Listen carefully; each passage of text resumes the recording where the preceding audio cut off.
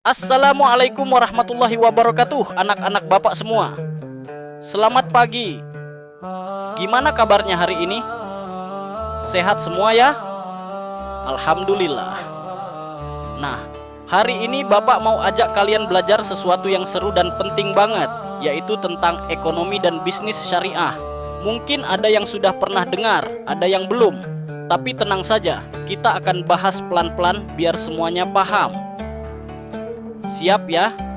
Oke, selamat datang di pelajaran kita hari ini. Jadi, kita akan mengupas tuntas, tapi dibikin ringkas ya, soal apa itu ekonomi dan bisnis syariah. Coba lihat di layar, ini dia agenda utama kita. Ada 11 bab yang akan kita diskusikan. Jangan khawatir, setiap bab Bapak usahakan maksimal 2 slide saja, biar kalian gak bosan dan lebih fokus. Kita akan mulai dari kenapa sih ada ekonomi Islam. Terus kita bandingkan sedikit dengan sistem lain. Baru deh kita masuk ke contoh-contohnya di bank, di pasar modal, sampai bagaimana Islam mengatur kita berbagi rezeki. Seru kan? Yuk kita mulai dari bab pertama. Baik, kita mulai dari bab 1.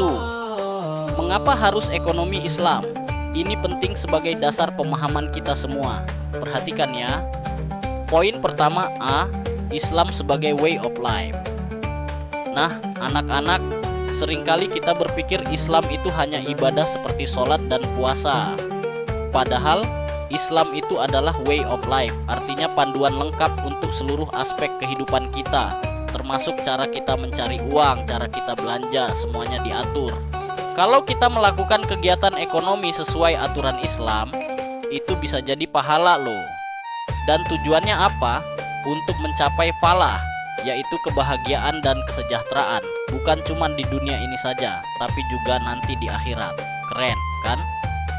Selanjutnya B, ruang lingkup ekonomi Islam. Jadi ekonomi Islam itu ilmu yang mempelajari bagaimana manusia memenuhi kebutuhannya sesuai dengan aturan agama Islam, yang dasarnya tentu saja dari Al-Quran dan Sunnah Nabi kita. Jadi, apa saja yang dibahas? Banyak, mulai dari cara berdagang yang benar, cara punya tabungan yang berkah, sampai bagaimana negara mengatur ekonominya agar adil. Masih di bab 1 ya anak-anak. Sekarang kita lihat cara pandang atau paradigma dan pendekatan Islam dalam ekonomi. Poin C, paradigma ekonomi Islam. Cara pandang ekonomi Islam itu unik. Yang paling utama adalah konsep tauhid. Artinya apa? Artinya kita percaya bahwa semua yang ada di bumi ini termasuk uang dan harta itu milik Allah. Kita ini cuma dititipi, diamanahi untuk mengelolanya dengan baik. Dari situlah muncul prinsip-prinsip penting seperti keadilan, adil. Jadi tidak boleh ada yang dirugikan. Lalu ada kemaslahatan, maslahah. Artinya harus membawa kebaikan dan manfaat buat banyak orang. Dan juga persaudaraan, ukhuwah. Jadi kita harus saling tolong-menolong, bukan sikut-sikutan. Kemudian di pendekatan Islam terhadap problem ekonomi. Kalau kita belajar ekonomi biasa, masalah utamanya sering disebut karena sumber daya terbatas, tapi keinginan manusia tidak terbatas. Nah, Islam melihatnya lebih dalam. Selain itu, masalah ekonomi juga bisa muncul karena cara bagi-baginya yang tidak adil, atau karena sifat manusia yang serakah dan suka boros. Solusi dari Islam, kita harus pakai sumber daya yang halal dan baik. Lalu ada sistem bagi-bagi rezeki yang adil seperti zakat, infak, sedekah, dan wakaf, atau kita singkat ziswab. Dan yang penting juga, kita harus bisa mengendalikan diri kita, jangan sampai boros. Sekarang bab 2, kita lihat sedikit ekonomi kapitalis biar tahu bedanya. Kapitalisme itu intinya milik pribadi, cari untung dan persaingan bebas. Sering juga ekonominya banyak di sektor non-real atau keuangan. Kritiknya apa? Bisa bikin timpang, ada eksploitasi dan sering krisis. Kalau dari Islam, praktik riba, bunga, gharar, ketidakjelasan, maisir, judi, itu jelas dilarang. Islam menilai sistem ekonomi harus sesuai syariah. Lanjut bab 3, sosialisme. ini kebalikannya kapitalis, alat produksi milik negara atau bersama. Tujuannya kesetaraan sosial dan biasanya ekonomi diatur terpusat. Sosialisme mengkritik kapitalisme soal eksploitasi. Islam sendiri menghargai semangat keadilan sosialnya, tapi punya catatan, hak milik pribadi kurang diakui dan kadang kebebasan individu terbatas. Bab 4, ini dia inti sistem ekonomi Islam. Dasarnya wahyu, tujuannya falah lewat maqasid syariah. Soal kepemilikan, semua milik Allah, kita ini amanah. Ada milik pribadi, umum dan negara. Harta itu harus produktif, jangan boros, dan dibagi adil lewat ziswab, zakat, infak, sedekah, wakaf, dan waris. Riba dilarang biar harta berputar adil. Kita masuk ke bab 5, perilaku ekonomi dalam perspektif Islam. Bagaimana sih seharusnya kita bersikap dalam kegiatan ekonomi menurut Islam? Poin A, ilmu ekonomi dan model perilaku manusia dalam Islam. Kalau di ekonomi biasa ada istilah homo economicus, manusia yang selalu ingin untung maksimal.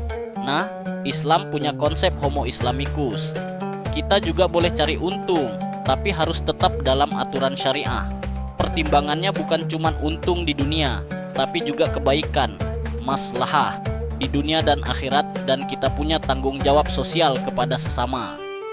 Poin B, sifat manusia dalam Islam. Kita ini, kata Al-Quran, punya dua peran. Sebagai Abdullah, hamba Allah, jadi kita harus taat sama perintahnya. Dan sebagai Khalifatullah fil ard, wakil Allah di bumi, tugas kita memakmurkan bumi ini, bukan merusaknya. Poin C, karakteristik keinginan dan kebutuhan. Penting nih bedain antara kebutuhan dan keinginan. Kebutuhan itu harus dipenuhi. Ada kebutuhan pokok, daruriyat, kebutuhan sekunder, hajiat, dan kebutuhan pelengkap, tahsiniyat.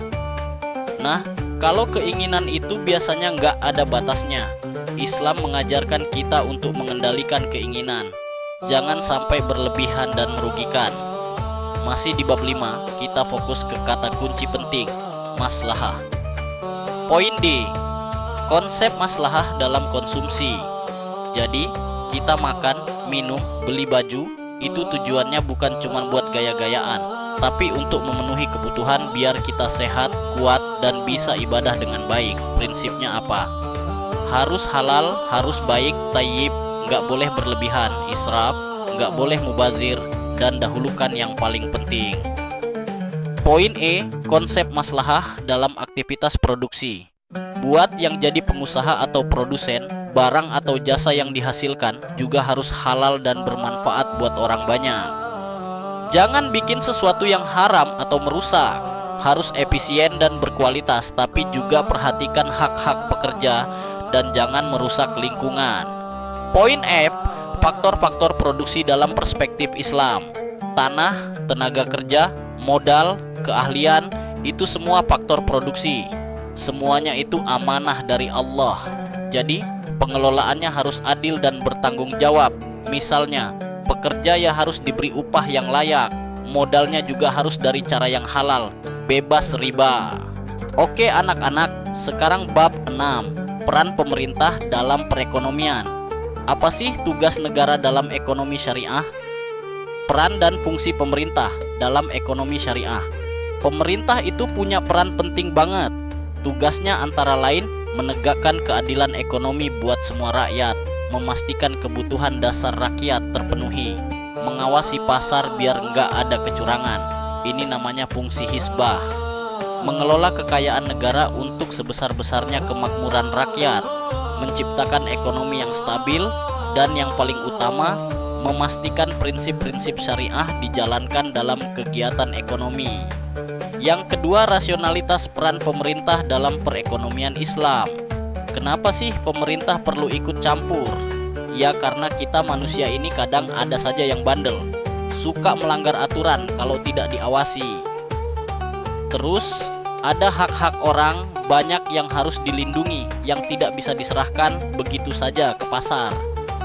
Makanya perlu ada pemerintah yang mengatur dan mengkoordinasikan agar tercapai maslahah ammah atau kebaikan untuk semua.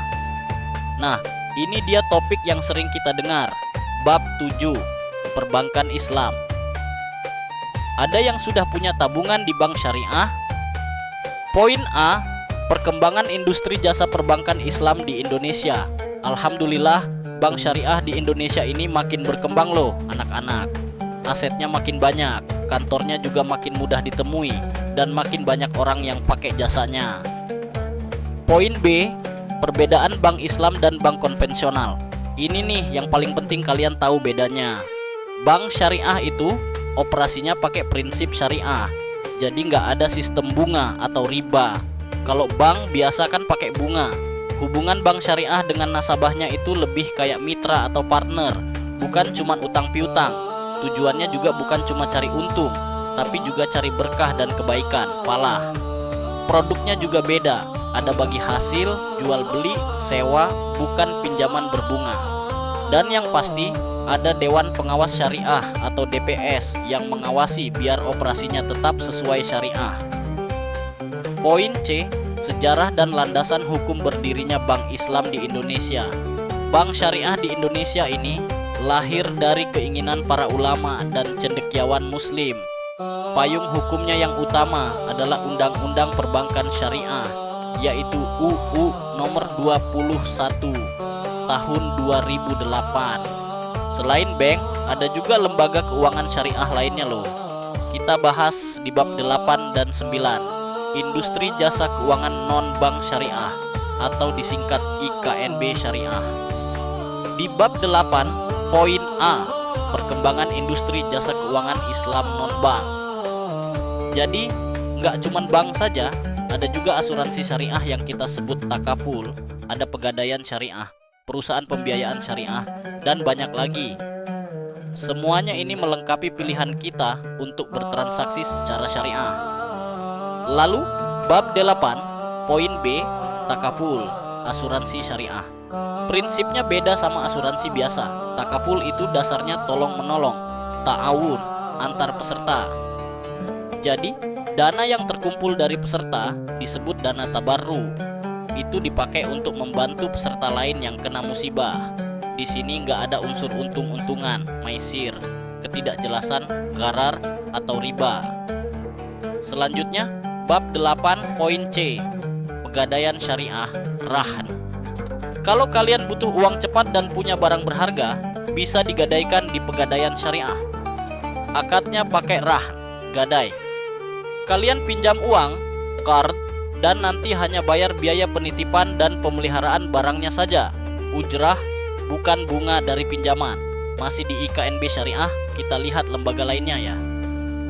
Di bab 9, poin A, Baitul Ma'al wat Tamwil, BMT.